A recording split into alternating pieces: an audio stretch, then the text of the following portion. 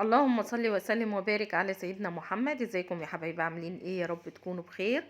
النهارده كده هنعمل محشي. هنعمل غدا حلو، بس البدايه كده اهوت ان انا كان عندي التفريزات ومجهزاها من بالليل، فبجهزها بقفلها خالص في باكياس من معايا كده اهوت في الاول. يعني قبل ما اعمل الاكل انا بشتغل بعمل ده وبعمل ده. معايا هنا اهوت الصلصه بتاعتي، كنت جوزي جايب لي عدايه طماطم وبضربها عشان ان انا هفرزها في الفريزر لرمضان. كل سنه وانتم طيبين. يا رب كده يعودها عليكم بخير وعلينا كده يا رب. مسبكاها طبعا، مولعه عليها، غسلاها طبعا وشايله العنقود بتاعها من بالليل ومولعه عليها كده اهوت بالشكل ده. وحطيتها على النار لحد ما اتسبكت حلو، يعني اتسبكت جامد لحد ما الميه بتاعتها نقصت شويه. يعني هي بتنزل ميه اكتر من كده، بس بتنقص بقى شويه لان ايه، عشان اضمن ان هي تبقى استوت. وبس، وبضربها كده بالهاند بلندر وخلاص، يعني ان انا بصفيها وبكيسها. والفراوله كنت غسلاها ورحت مقطعاها، مغسلاها وحطها زي ما هي كده اهوت، زي ما هي بالصحيحه، وبحطها في الفريزر. دول كده بحتاج الفراوله على طول اضربها في الخلاط كده اهوت مع شويه لبن. ده بيبقى عصير بيبقى على طول موجود عندنا على الفطار. يبقى باللبن او او اللي حبه كده اهوت مش مشكله، يعني براحته، يعني اللي بيحبه كده او اللي بيحبه كده، بس انا بحبه باللبن، يعني فراوله باللبن دايما تبقى طالعه زي الزبادو كده حلوه. وفرزت الفراولة بتاعتي، ودي الطماطم كنت شغالة فيها مع المحشي اللي انا بعمله. كنت اعمل ورق عنب وهنشوفه برضو مع بعض.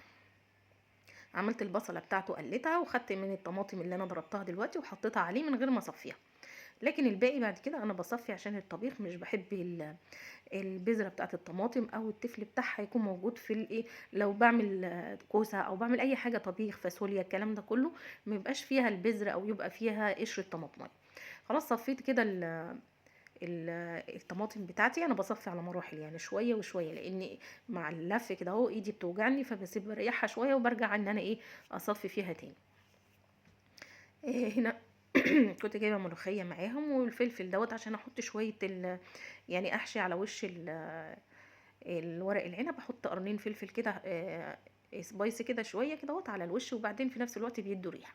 هعمل الملوخيه الاول كده اهو، ابدا فيها بعد ما عملت التسبيكه عشان تبرد برضو التسبيكه معايا، واعرف ان انا ايه الفها كويس، يعني ايه اعرف امسكها. خلاص التسبيكه على النار، حطيت الملوخيه هقطفها واغسلها واركنها تصفي. ان هي اخر حاجه الملوخيه بتتعمل، يعني بتتعمل وانتي بتبقي ايه، اكلك كله مستوي وهتغرفي على طول. هنا بقى عشان هعمل الفراخ، عفوا، هعمل فراخ محشيه. جايبه فراخ بلدي، فهعمل الفراخ بتاعتي محشيه. فمعايا هنا اهوت بصلتين حلوين كده اهوت، بصلتين يعني ايه، اللي هم بصلايه، انا اقول بصلايه وخلاص متوسطه، مش هنقول بصلتين صغيرين، بصلايه متوسطه. وبنشوحها كده بشويه زيت ومعلقتين سمنه بلدي، معلقتين زي اللي احنا طلعناهم كده، يعني قولي معلقه سمنه بلدي. وبقليها بس، يعني مش هخليها تحمر ولا تصفر ولا هتاخد اي لون. انا بس بشوحها شويه، وبعد كده هنزل عليها بالرز بتاعها. كوبايه رز اهي انا غسلاها وهحطها عليها على طول. بعد كده بعد ما احط كوبايه الرز هقلبها، ومعاها كوبايه ميه اهي. كوبايه الميه كانت قدامنا بس ايه، الظاهر ما اتصورتش وانا بحطها. يا دوبك هي مش كوبايه الرز نحط عليها نص كوبايه ميه. انا مش عايزه الرز يبقى مستوي، الرز يبقى ني، ان هيكمل تسويته في قلب الفرخ. عشان بس ايه لما بنحطه، ان احنا بنحطه ني خالص فبيخلي الفرخه تنفجر او كده. هو الجلد بتاعها، هو الجلد مش بيستحمل يعني. هو عموما ما كملتش معايا، يعني هو برضو الجلد بتاعها ما سطرش معايا. بس ايه يعني ايه، بنقلبها بنسويها شويه كده وبنحطها. هو حتى للحمام لاي حاجه ان احنا بنسوي كده اهوت الرز شويه وبعد كده بنحشي بيه. خلاص انا كده هحشيهم بالشكل ده، وبحشي الرقبه بتاعتها لان بتبقى ايه طعمها حلو. البلدي بالذات لما بتبقى الفراخ بلدي. هو انا صراحه جايباها من اللي هي اللي هم الفلاحين بتوع الشرقيه، جايباها من واحده منهم، فكانت طعمها حلو جدا.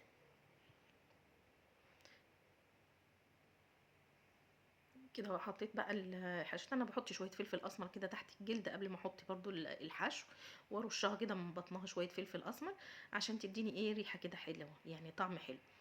هنا الحله اللي انا كنت مسبكه فيها انا ما غسلتهاش، انا حطيت عليها الميه وغليت وحطيت الحاجات بتاعتي.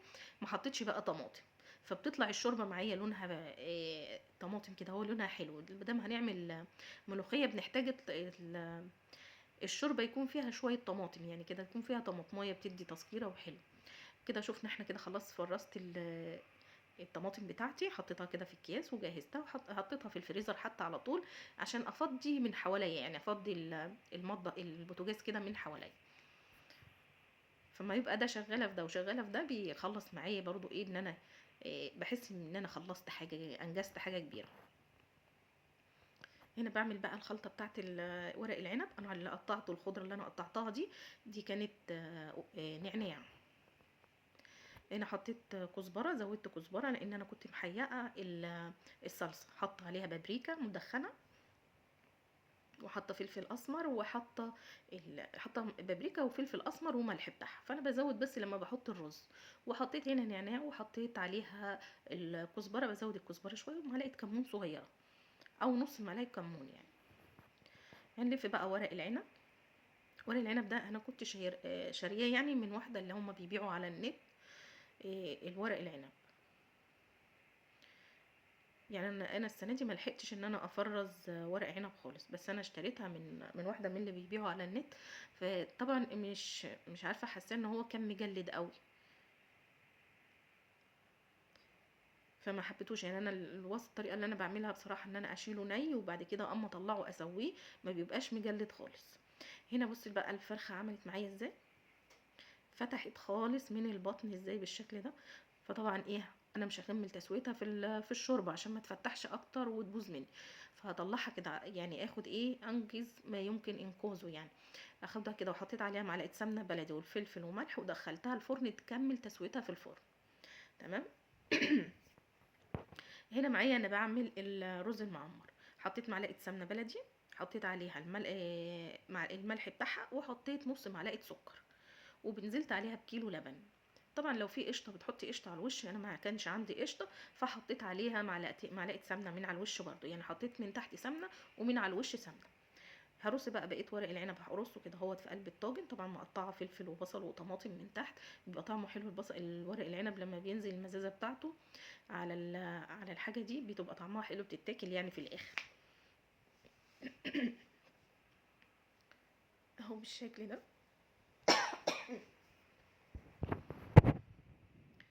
هرص بقى كده الطاجن كله كده اهوت، وادخل الاتنين مع بعض. انا سايبه معايا هنا الطاجن ورق العنب، طاجن المعمر، عشان ادخلهم الاتنين مع بعض.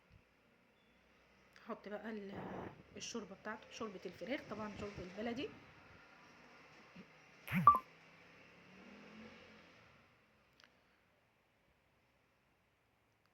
هحط عليه بقى من الورق الالومنيا او ورق الفويل قصدي، وندخله بقى الفرن عشان يتكمر بقى كده ويستوي. طبعا حطيه على صاج او على صينيه دخليها فيه، لان هو بينزل ميه كتير، فبيبهدل البوتاجاز خالص، الفرن من جوه. هنا بنتي بقى عشان خاطر الورق العنب بيبقى ليه شنه ورنه كده لما بيجي، فعملت له بقى سلطه زبادي. عملت خيار كده مبشور، وعملت ونعناع وفصين توم، وحطيتهم على الزبادي وعصرت عليه ليمونه. ده كده اللي هي ايه، سلطه الزبادي اللي هم بيحبوها مع ورق العنب. الملوخيه هي بعد ما نشفت دي خلاص كده اخر حاجه كده، وانا خلاص هطبخ الملوخيه.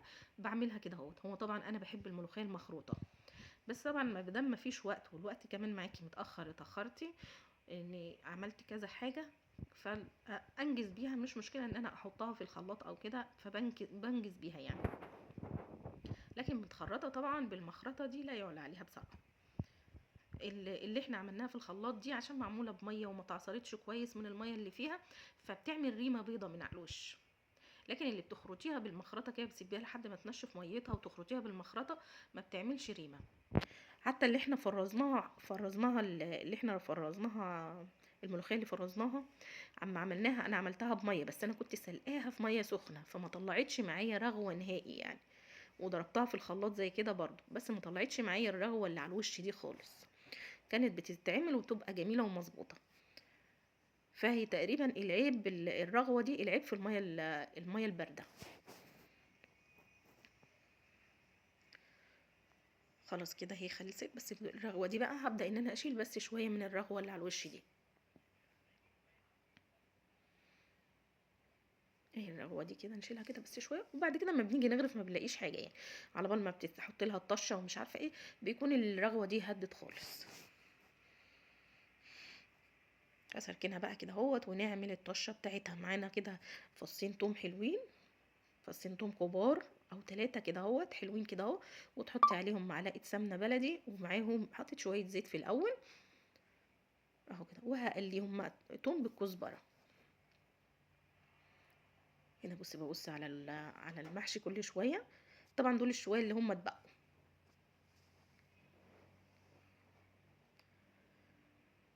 ادي الطشه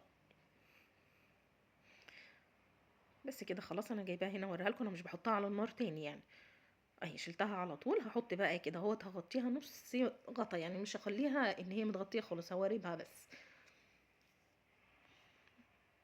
في ناس بتقولك ما تغطيش الملوخيه، وفي ناس لا تغطي الملوخيه. لا هي بص انا بعملها كده وما بتسقطش، يعني نص غطا مواربه كده اهوت، ما تبقاش مكتومه خالص. تمام. نعمل بقى شويه لسان عصفور عليها كده اهو جنبها، قصدي جنب الاكل كده اهو. ان الشوربه دي بتبقى اساسا في السقعه الشوربه بتدفي اكتر، يعني بتبقى اهي حاجه مدفيه كده وحلو. خلاص كده عملنا لسان العصفور، نشوحه برضو بمعلقه سمنه، وهنزل عليه بالشوربه بتاعته اللي هي شوربه الفراخ اللي هي الحمرا دي، بتبقى حتى هتشوفوا اللون بتاعها كان حلو قوي. خدت اللي هي الميه بقى اللي نازله بتاعت الطماطم، ما غسلتش الحله، ورحت حاطه على طول الشوربه بتاعتها بالطماطم بتاعتها كده، كان اللون بتاعها حلو قوي. ادي كده بنغرف بقى كده، انا بغرف الاكل والاكل كله استوى يعني الحمد لله كده كل حاجه استوت بقت حلوه. فبحط ايه الملوخيه، فالملوخيه ما تنفعش تغرف بقى مغرفه والكلام ده كله، من الحله على الطبق على طول. وادي بقى ادي بصي بقى المعمر طلع ازاي، مش حاطه له قشطه. بصي الوش بتاعه محمر ازاي وحلو، يعني ايه موجود قشطه او مش موجوده الوش هيتعمل معانا هيتعمل. وادي الفراخ اهيت، يعني ايه انقذنا كده الرز اللي جواها وكفه وبقى حلو. كل يعني عيالي كلهم بيحبوا الرز اللي هو جوه جوه الفراخ. وادي الوجبه بقى بتاعتنا اهي. الوجبه دي تنفع رمضان قوي يعني. ورق العنب اهو، بس ده ورق العنب اللي كان في الفرن طالع متحمص كده من على الوش. وادي بقى ايه شكل الوجبه. يا رب الوجبه دي تعجبكم، ويا رب الفيديو يعجبكم. ما تنسونيش بقى بلايك، ولو مش مشتركين في القناه تشرفوني بالاشتراك، واشوفكم على خير. السلام عليكم.